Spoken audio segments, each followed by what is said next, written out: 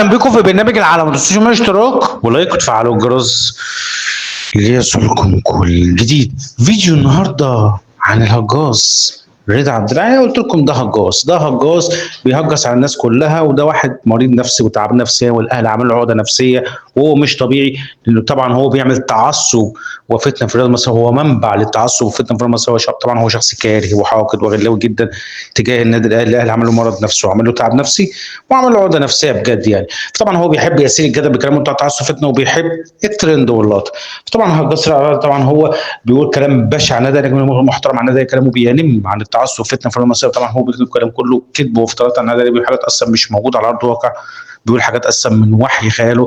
فواضح الاهلي عمل له مرض نفسي وعمل له تعب نفسي وعمل له عقده نفسيه بجد يعني. طبعا هجاص طبعا هو 100 وش بتناول، ما عندوش شخصيه اصلا، ما عندوش مبدا في حياته، فتلاقيه منافق ومدرس وكذاب وانه بيكره وبيغل وبيحقد.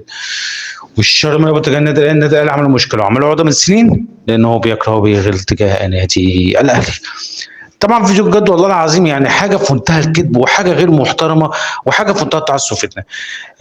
تعالوا شوفوا كده. مش ده النادي الاهلي يا جدعان اللي الكوره كانت بتبقى طالعه كورنر وتروح في المقص، تغير اتجاه وتروح في المقص عشان كانت النيات سالكه، النيات كانت سليمه. النهارده الكوره بتاعت بن رمضان وبتاعت اشرف داري وبتاعت تريزيجيه وبتاعت بن شرقي، الكور دي بتخش جون واحنا متعودين عليها بتخش جون، بس في حاجه غلط. ارجع تاني لاوضه اللبس والنفسيات. يعني والله عايز اقول لك يا هجاص، ده ايه الحقد والغل اللي مالك تجاه النادي الاهلي ده؟ يعني الاهلي مربي له خفيف زي ما جيت قلت لكم يا جماعه، والاهلي مجننه ومضايقه ووجعه قوي قوي قوي، وعامل له مرض نفسي وتعب نفسي وعامل له عقده نفسيه يعني. الهجاص طلع بيقول لك ان الاهلي، بيقول لك مش ده الاهلي كان بيجيب اجوان، كان الكوره طبعا الجون بتخش على طول، لكن بيقول لك اول كان في نفسيات كويسه ومش عارف ايه. بيقول لك انما بيقول لك لما ضيع مش عارف تريزيجيه ضيع كوره، وبعد كده بن رمضان ضيع كوره، ومش عارف بعد كده مش عارف مين ضيع، كذا حد ضيع كوره، واشرف داري ضيع كوره مش عارف ايه. بيقول لك كده في مشاكل ايه؟ بيقول لك في اوضه اللبس، يا دي اوضه اللبس، بيقول لك اوضه اللبس وفي مشاكل والنفسيات ومش النفسيات.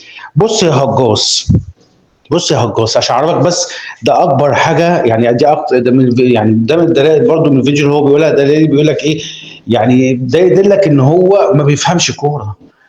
لما هو يقول لك النفسيات وازاي بيضيعوا فرص قد كده، لا ما انت اقول لك انا مش عارف ازاي انت كنت لاعب كوره يعني، انا مش عارف ازاي يعني. معروفه اي فرقه لو معاهم نجوم او مش معاهم نجوم، طبيعي فرص بيضيع ب 30 فرصه.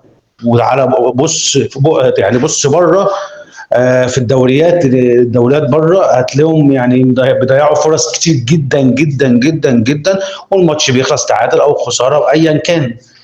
لكن انت يا هجاص مركز مع الاهلي مجننك، لكن يقدر يقول على نادي كده غير يعني يقدر يقول على نادي تاني غير النادي الاهلي؟ ما يقدرش. هو ما يقدرش يقول على نادي غير النادي الاهلي.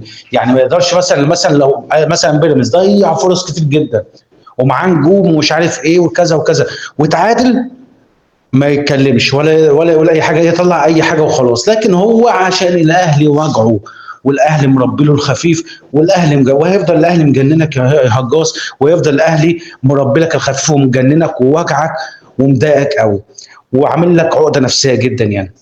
فطبعا هجاص طبعا قلت لكم هو يعني بيحب يسير الجدل بكلامه بتاع تصفيتنا وبيحب الترند واللقطه. طبعا هجاص طبعا هو كاره للنادي الاهلي وحاقد على النادي الاهلي. رضا عبد العال، اعرف حجمك قبل ما تتكلم عن النادي الاهلي. استني في حلقه بكره من برنامج العالمي. السلام عليكم.